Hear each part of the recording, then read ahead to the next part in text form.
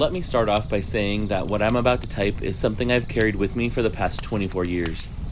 And I haven't really spoken much about it since I was a child. And I've never spoke about it on any kind of public forum such as this. You're free not to believe me. In fact, I encourage you to doubt anything that you're told from anyone. I'm typing this message because I've gotten older and I've spent over the last 2 decades developing a life to my best ability. I've carried an immense weight on my shoulders that neither therapists nor psychiatrists treat as anything other than a method of repressing memories at best and the delusions of a lunatic at worst. I don't blame you if you draw those same conclusions. I'm typing this in what I believe has become the most publicly traded speaking place on the internet for the sole purpose of attempting to drop the weight that I've carried and move on with my life. This is more of a personal cleanse than an attempt at intrigue. I will have at least gotten it off of my chest after I tell you this, though. I'm not from here. And by here, I don't mean where I currently live. I mean where any of us live. Anyone listening to this right now. It's now a few days after my 30th birthday, and this time of year always strikes me, because I started kindergarten on my birthday, when I turned 5. I thought at that time, everyone did that. You turn 5, and when you turn 5, you go to school. I didn't realize my birthday just happened to coincide with the first day of school. And a little over 1 year later, in about 2 weeks' time, it will have been 24 years to the day that my entire world just vanished, and I have no explanation to what happened. I was born in San Diego, and I lived in a poorer suburb of San Diego as a child. I lived at an apartment complex called Lemon Vine Apartments. They were a bit slummier than the versions of the Lemon Vine Apartments in Lemon Grove, which was another suburb in San Diego. My parents were divorced, but friendly. My mother was young when she had me, and she was beautiful. She was in her early 20s and was aspiring to be a model, and would regularly take trips to LA to do photo shoots. She did glamour modeling for magazines. She had a darker skin tone, being 1/4 Indian. An Indian, I mean, not Native American. So it gave her this exotic look that everybody liked to take pictures of for their magazines. My favorite picture of her as a child was her modeling this luxurious wedding dress for a bridal company. I used to sleep with that picture when she'd go to LA and I'd stay with my dad. My dad worked for the city of San Diego. They shared custody pretty evenly, and we even did Christmas together as a family, even though they'd split when I was still a baby. My dad, his girlfriend, my mom, who was single, and me. Maybe things weren't as good between them as I remember, but I was 6, so if there was drama, it was hidden behind the scenes, and they did a really good job of hiding it from me. On September 17th, 1996, I was staying with my dad's parents in Riverside, California. They had a small farm where they raised chickens, pigs, and goats. No horses or sheep or anything, but my grandma had several pet ducks that would eat seed from your hands, fly away, and return every year like clockwork. My dad had to work at night for a week, and my mom was in LA, so I was staying with my grandparents. Back then, schools were pretty cool with this kind of thing. I was just sent home with those sorts of nonsense assignments that you'd expect a first grader who'd just gone back to school after summer break to get. The 17th was the 3rd day that I was staying with my grandparents, and my grandma had told me to be careful outside because she'd seen a rattlesnake and wasn't sure where it went. So, since no one knew where the mystery snake had gotten off to, 6-year-old me decided to go hunting for it.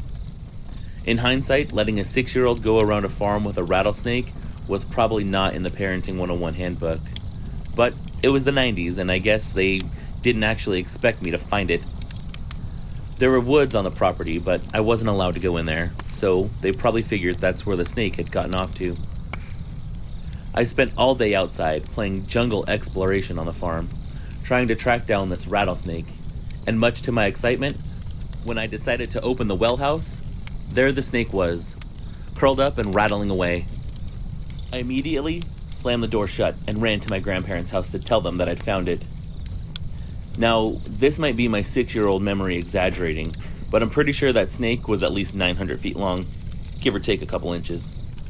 I found it though, and I was excited to tell my grandpa that I found the snake, so he could, do what he did and go out and shoot the thing. I ran to the back door of the house, which led into the laundry room through the kitchen. I paid no mind to anything until I turned left and entered the living room, expecting to see my grandparents, my uncle, and the neighbor couple all sat in the living room where I'd left them. Except they weren't there. And it wasn't the same living room anymore. The furniture was completely wrong. The hard and memorably uncomfortable hardwood furniture that my grandpa loved so much was gone. The coffee table he made out of a tree stump was gone, replaced by fluffy, grandma-looking furniture.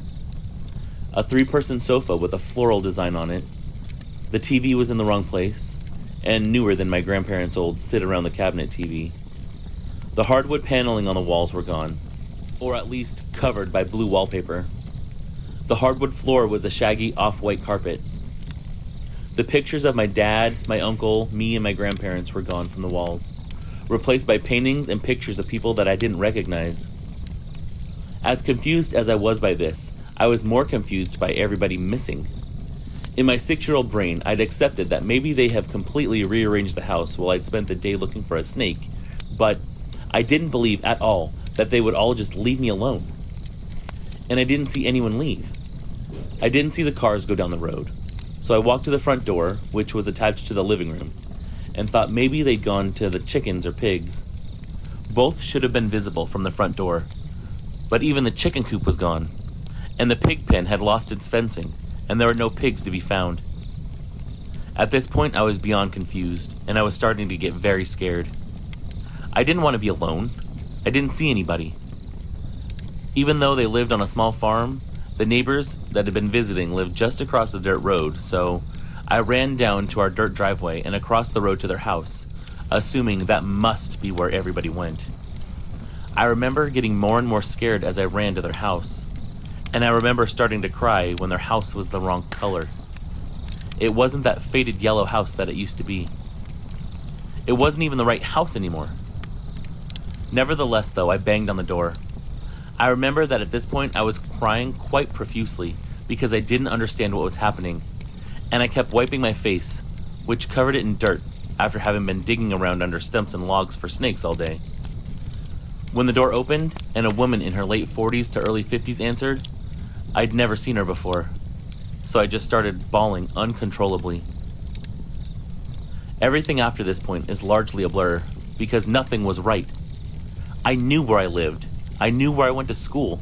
I knew where my grandparents lived. But I met the people who lived where my grandparents used to. They were not my grandparents. I did not know them. I begged for them to get my uncle to tell them who I was, but my uncle wasn't there either. Through a series of various police and people in suits, I was brought back to town where I lived with my mom after spending what seemed like 10 hours at a local police station trying to contact my parents.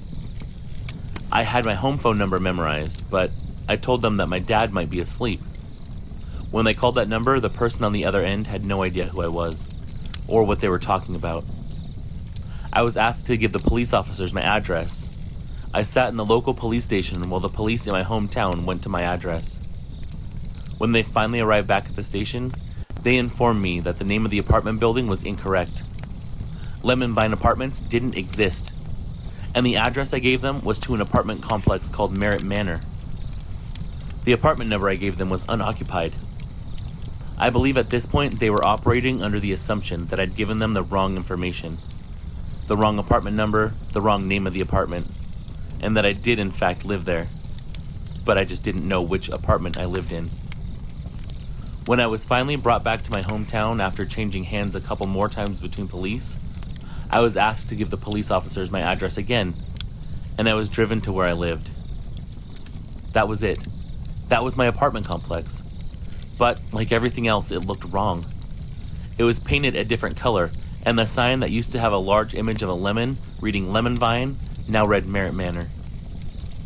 I took the police to exactly where I lived, just as they said I would, but there was nobody there. From this point forward, the police attempted to contact neighbors, all of whom knew me, but none of them were who they were supposed to be. Every person who came out of the apartment buildings around me were the wrong people. They didn't know me. From this point, they attempted to contact my father, which should have been easy, considering that he worked for the city, but no employee by his name apparently worked for the city in any capacity. Day turned into night. I spent hours sitting at the police station as they attempted to find any person in the entire world who knew me. I couldn't do anything but cry and cry and cry. I cried endlessly. A woman in a suit, who I think was either a detective or just someone who happened to work at the station, sat with me for several hours to try to keep me calm. She gave me a stuffed dog, a Dalmatian puppy that looked a little bit like the ones from 101 Dalmatians, and told me that his name was Sparky. She said that I could keep him, and that when we found my parents, Sparky could go home with me and make sure that I didn't get lost again.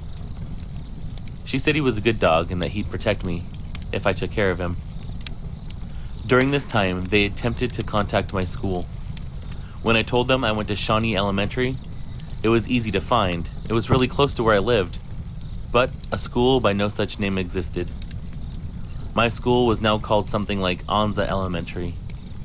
At one point, I was asked by the police if I'd ever had my fingerprints taken, which I had.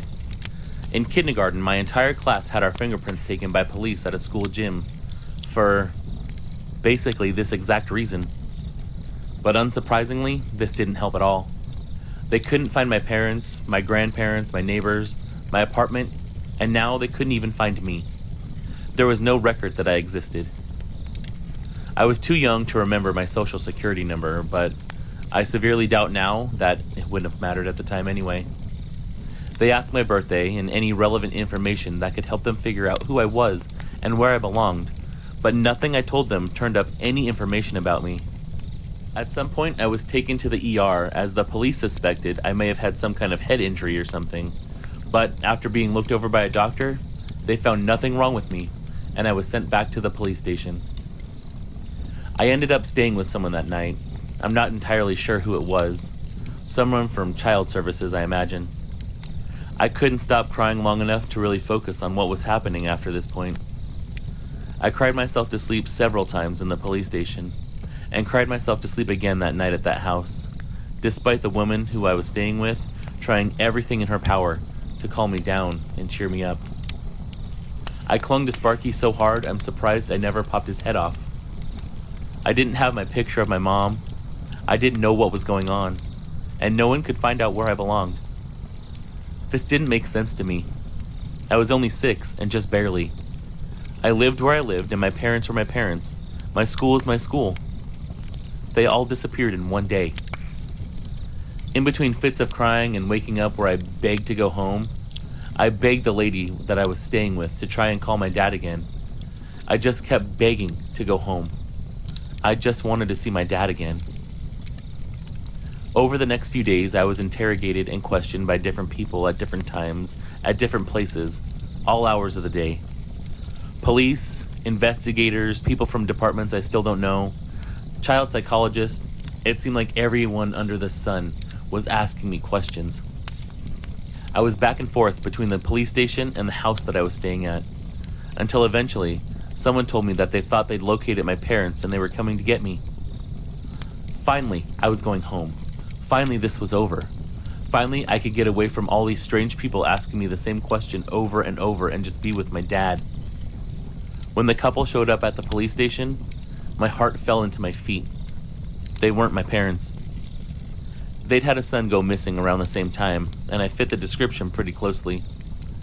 The woman started crying when she saw me because she immediately knew that I was not her missing son. But I was out of tears to cry at this point.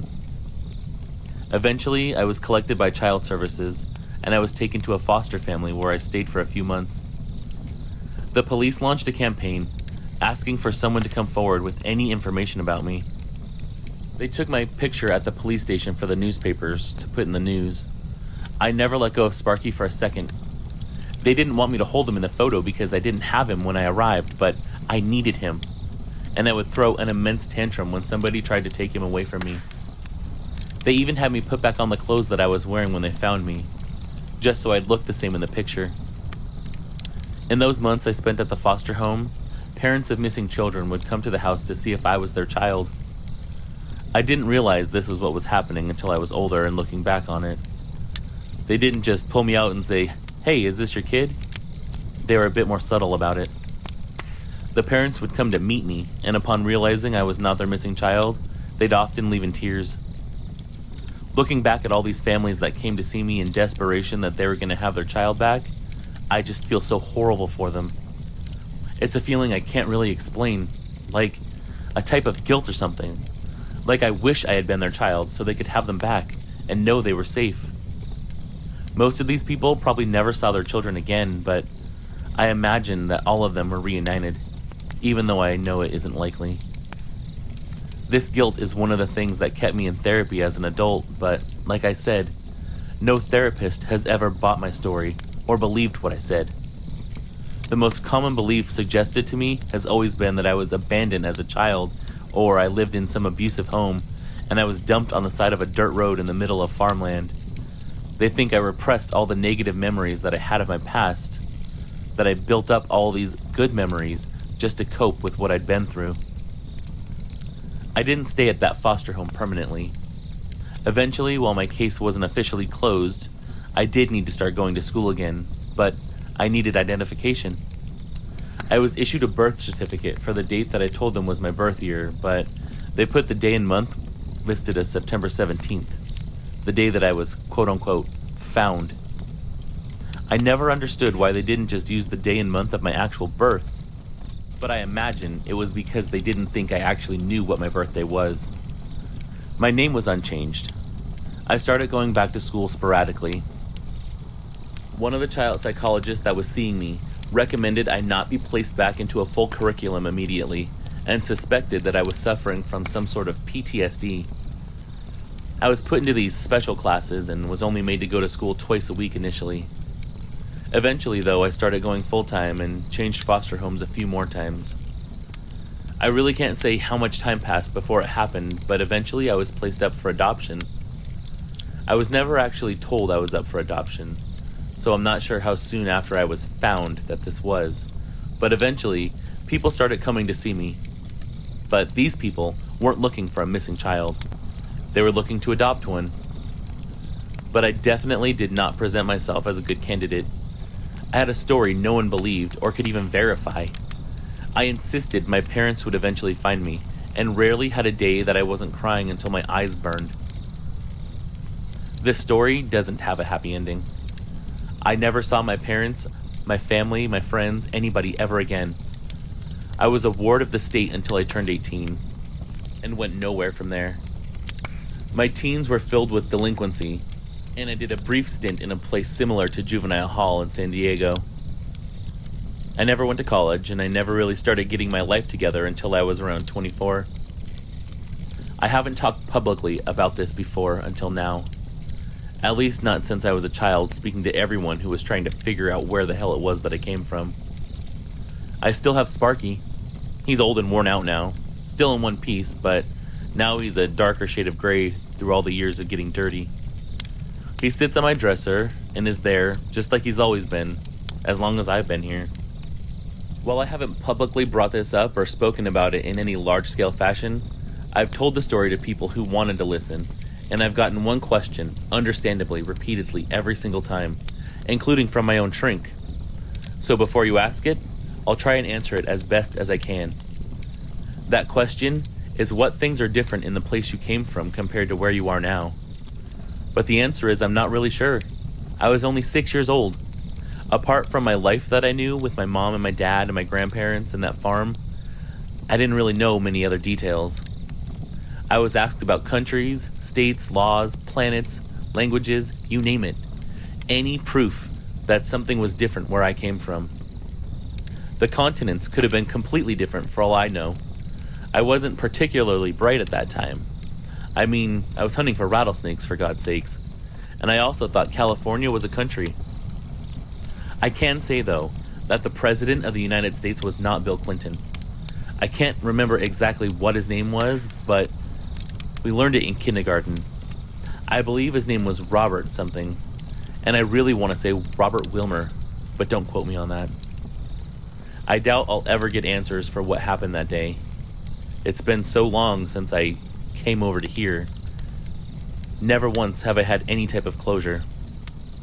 Maybe somebody listening to this has a similar story where I honestly think maybe I shifted into a parallel world, but I don't know, and I don't think I ever will.